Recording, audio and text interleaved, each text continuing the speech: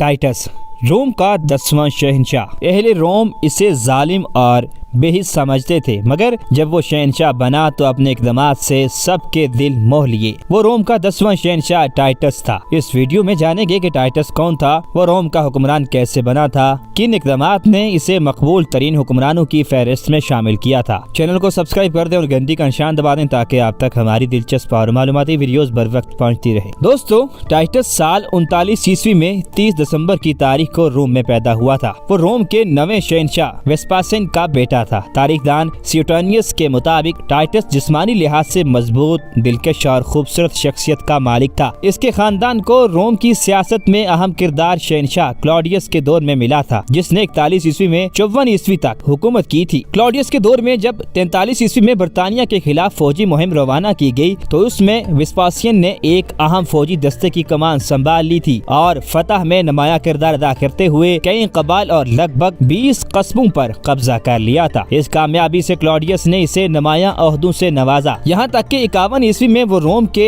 आला हुकूमती ओहदे कौंसिल पर फाइज हो गया। वेस्पासियन की इन कामयाबियों और तरक्की ने इसके बेटे टाइटस को आला तालीम हासिल करने का मौका फराहम करने के साथ साथ शहंशाह क्लॉडियस के बेटे ब्रिटानिकस का दोस्त बना दिया। कहा जाता है कि जब ब्रिटानिकस को शहंशाह की दौड़ में निकालने के लिए जहर दे दिया गया था तो टाइटस ने भी अपने दोस्त को दिया गया जहरीला मशरूब पिया था और शदीद बीमार पड़ गया था। तालीम मुकम्मल करने के बाद 61 था 63 ईस्वी में बरतानिया और जर्मनी के इलाके में फौजी ओहदेदार रहा, जहां इसने जंगी सलाहियतों में महारत हासिल की। बाद में इसने कुछ अरसे के लिए फौज को छोड़कर वकालत शुरू कर दी। फरवरी 67 में इसके वालिद वेस्पासियन को जोड़े नामी इलाके की कमान दे दी गई, जहां यहूदी बगावत पर उतरे हुए थे। इससे एक बरस कबल यानी 66 में रोमन फौज को शिकस्त से दोचार कर चुके थे। दोस्तों, जोड़े कदीम फलस्तीनी इलाके के लिए इस्तेमाल होने वाला नाम था, जिसे रोम ने फतह करके अपने कंट्रोल में ले रखा था, मगर अब वहाँ के बाशिंदे रोम से आजादी के लिए लड़ रहे थे। जब वेस्पासियन को ये जिम्मेदारी सौंपी गई तो इसने अपने बेटे टाइटस को भी एक फौजी लश्कर की सरबराही सौंप दी। कहा जाता है कि 67 और 68 ईस्वी में वेस्पासियन और टाइटस कामयाबी से जोड़े के तमाम इलाके को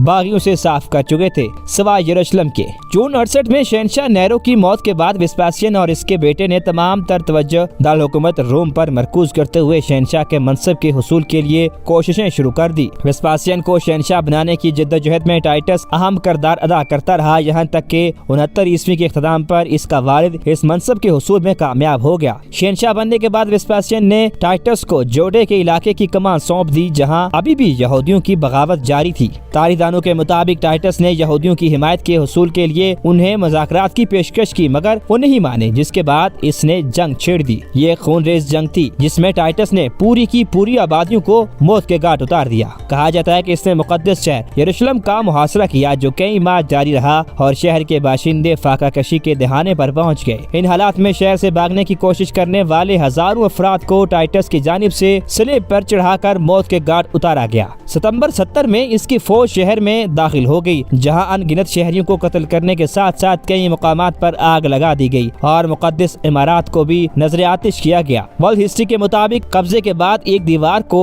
छोड़कर शहर की तमाम दीवारें गिरा दी गईं, जो पैगाम था कि रोम की फौज को किसी दीवार से नहीं रोका जा सकता। कहा जाता है कि रोम के यहूदियों के खिलाफ जंग जिसे वेस्पासियन और इसके बेटे टाइटस ने लड़ा था, उसमें लाखों अमवात के साथ साथ हजारों यहूदियों को गुलाम बना लिया गया था, जिनसे रोम में जबरी काम कराया जाता था। यहूदियों को कुचलने के बाद जून 71 में टाइटस रोम लौट गया और जहां इसे तख्त का यकीनी वारिस माना जाने लगा, शहंशाह ने उसे प्रीटोरियन गार्ड के सरबराह तैनात कर दिया। रोम के शाही मुहाफिज या प्रीटोरियन गार्ड माजी में शहंशाहों को कत्ल करने जैसे जराइम कर चुके थे, इसलिए वेस्पासियन ने इनकी कमान अपने बाइतमाद बेटे को सौंप दी। इसके साथ साथ अब वो अपने वालिद के असिस्टेंट के तौर पर खिदमत सर अंजाम देने लगा। वो खतूत लिखवाता, अहकामात के मुसवदे तैयार करवाता और सेनेट में तकरीर करता था। प्रीटोरियन गार्ड के सरबराह की हैसियत से वो अपने वालिद के सब मुखालफिन का सफाया करने लगा। जोड़िया की जंग में कत्लो गारत गिरी और अब प्रीटोरियन गार्ड्स की सरबराही की हैसियत से मुखालफिन के قتل نے اسے ایک بے حس اور ظالم شخص کے طور پر مشہور کر دیا۔ مورخ سٹونیس کے مطابق اس قسم کے اقدامات نے ٹائٹس کو ناپسندیدہ بنا دیا اور کھلم کھلا پیشن گوئیاں ہونے لگی کہ وہ دوسرا نیرو ثابت ہوگا۔ پھر 23 جون 89 عیسوی کو شہنشاہ ویسپاسین بیماری کے سبب مر گیا اور اگلے روز ٹائٹس شہنشاہ بن گیا۔ ایک جانب اس کے ماضی کے بے رحمانہ اقدامات سب کے لیے ڈراؤنا خواب تھے تو دوسری جانب وہ روم کے سب سے طاقتور منصب پر فائز ہو چکا تھا۔ رومیوں کو خدشہ تھا کہ اب وہ ظلم و بربریت کے نئے ریکارڈ رقم کرے گا، تاہم شہنشاہ بننے کے بعد وہ بالکل مختلف ثابت ہوا۔ اس نے مخبروں کی باتوں میں آ کر مخالفین کو قتل کرنے کی روایت ترک کر دی، بلکہ کان بھرنے والوں کو سزائیں سنائی۔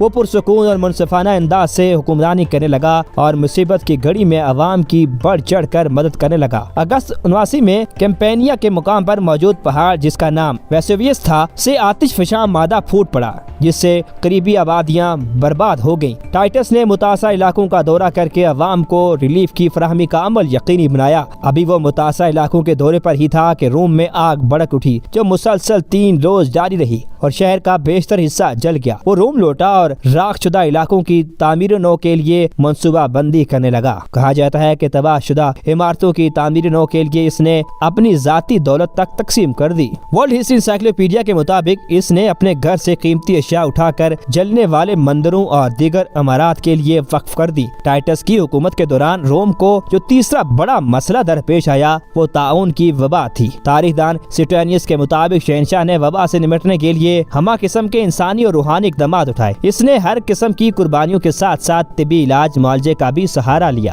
ٹائٹس کے ان اقدامات نے اسے اہل روم میں مقبول اور پسندیدہ رہنما بنا دیا۔ اس کی ہمدردی، نیک دلی اور بحران کے دوران عوام کے ساتھ کھڑا ہونے اور ان کی بھرپور مدد کرنے کی عادات نے اسے بے پناہ عوامی پذیرائی سے نواز دیا۔ ان تمام مصائب کے دوران اس نے کولوسیم نامی مشہور عمارات کی تعمیر مکمل کرائی تھی۔ یہ ایک بڑی تماشگاہ تھی جس میں گلیڈیٹرز مقابلے اور دیگر تفریحی کھیل منعقد کرائے جاتے تھے۔ اس میں 50,000 سے زائد تماشائیوں کے بیٹھنے کی گنجائش تھی۔ کولوسیم کی تعمیر کا کام اس کے والد ویسپاسین کے دور میں شروع ہوا تھا، مگر اسے ٹائٹس نے مکمل کروا کر عوام کو 100 روز تک کھیلوں کے مقابلے فراہم کیے اور ان کی توجہ معاشی مشکلات سے ہٹانے کی کوشش کی۔ تاریخ دانوں کے مطابق ٹائٹس کے اپنے بھائی ڈومیشن کے ساتھ تعلقات ٹھیک نہیں تھے۔ 81 میں وہ روم سے اپنے بھائی کے ہمراہ سیبائن پہاڑیوں کی جانب روانہ ہوا جہاں اس کے خاندان کی ملکیت ایک گھر تھا، تاہم وہاں وہ اچانک بیمار پڑ گیا۔ بعض تاریخ دانوں کے مطابق اس کے بھائی نے اسے زہر دے دیا تھا۔ جب ٹائٹس شدید بیمار تھا تو ڈومیشن تخت سنبھالنے کے لیے روم پہنچ گیا اور بھائی کی موت کی خبر کا انتظار کرنے لگا۔ 13 ستمبر 81 کو ٹائٹس مر گیا۔ وہ صرف 41 برس جیا مگر اپنے اقدامات کے باعث تاریخ میں آج تک زندہ ہے۔ دوستو تو یہ تھی روم کے 10ویں شہنشاہ ٹائٹس کی کہانی۔ امید ہے آپ کو ہماری آج کی ویڈیو پسند آئی ہوگی۔ انشاءاللہ اگلی ویڈیو میں قدیم رومن تہذیب کے بارے میں مزید دلچسپ اور حیرت انگیز معلومات آپ کے سامنے رکھیں گے۔ تب تک کے لیے اللہ حافظ۔